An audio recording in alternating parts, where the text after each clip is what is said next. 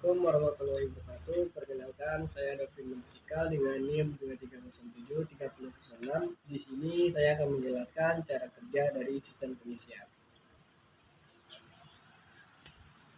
Oke, yang pertama, cara kerja sistem pengisian saat kunci kontak on, tapi engine dalam kondisi mati atau belum hidup. Arus dari baterai akan masuk ke fusible link, lalu arus akan masuk ke kunci kontak. Nah, jika kunci kontak di on kan, maka arus akan tersalur ke fuse, lalu masuk ke lampu indikator, tapi lampu ini dalam kondisi mati. Lalu dari lampu indikator dia akan masuk ke terminal L di regulator, lalu arus akan masuk ke terminal P0, dan P0 ini akan terhubung dengan P1, yang mana dia akan berhubungan dengan massa. Nah, ketika dia ini berhubungan dengan massa, maka lampu akan menyala. Selanjutnya, dari kunci kontak, arus akan masuk ke terminal fuse, lalu arus akan masuk ke terminal IG di regulator, yang mana dia akan masuk ke terminal PL1 yang berhubungan dengan PL0.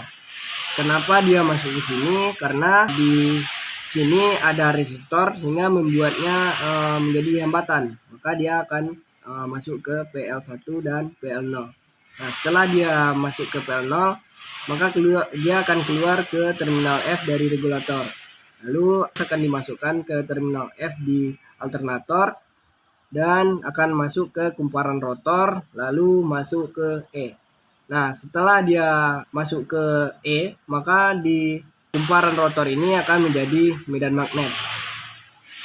Selanjutnya, untuk cara kerja sistem pengisian saat kecepatan rendah sampai dengan sedang, yang mana rotor ini akan berputar, menyebabkan stator akan menghasilkan arus listrik, yang mana arusnya akan keluar dari terminal N di alternator, lalu akan dihubungkan ke terminal N di regulator.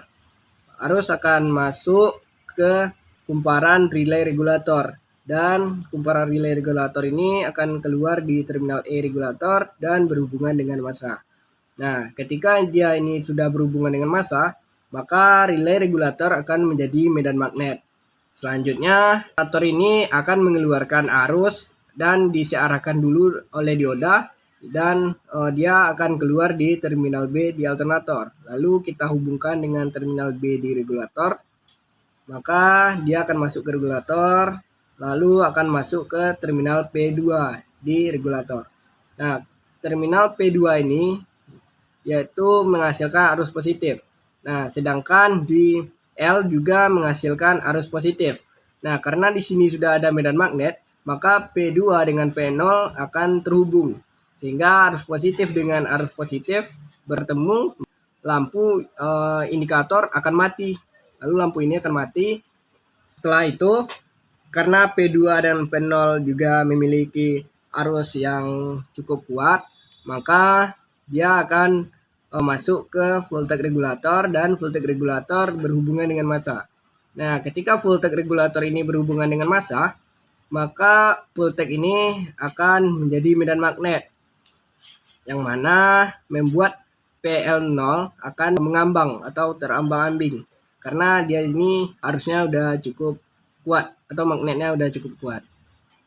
Maka selanjutnya arus dari IG akan masuk ke resistor, karena PL1 dengan PL0 dalam keadaan mengambang.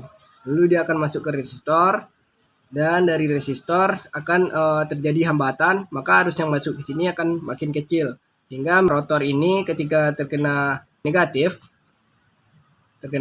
dia akan menjadi melemah.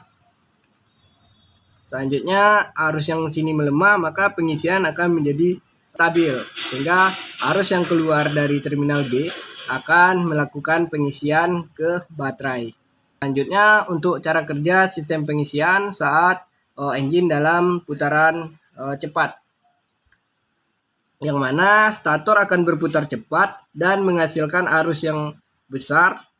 Arus ini keluar dari terminal B, lalu masuk ke terminal B di regulator, dan dia akan berhubungan. Karena ini arusnya besar, maka magnet di voltage regulator ini jika bertemu dengan massa dia juga akan makin besar sehingga membuat PL0 yang tadinya terombang-ambing akan berdempetan dengan PL2.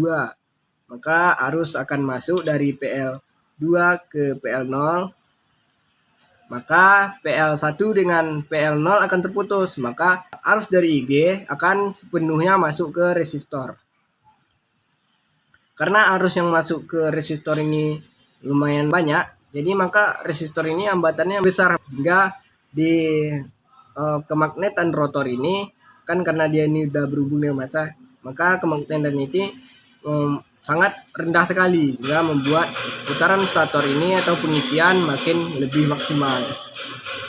Mungkin hanya itu penjelasan dari saya. Saya harap teman-teman ataupun rekan-rekan paham dengan apa yang saya sampaikan. Saya akhiri dengan Assalamualaikum warahmatullahi wabarakatuh.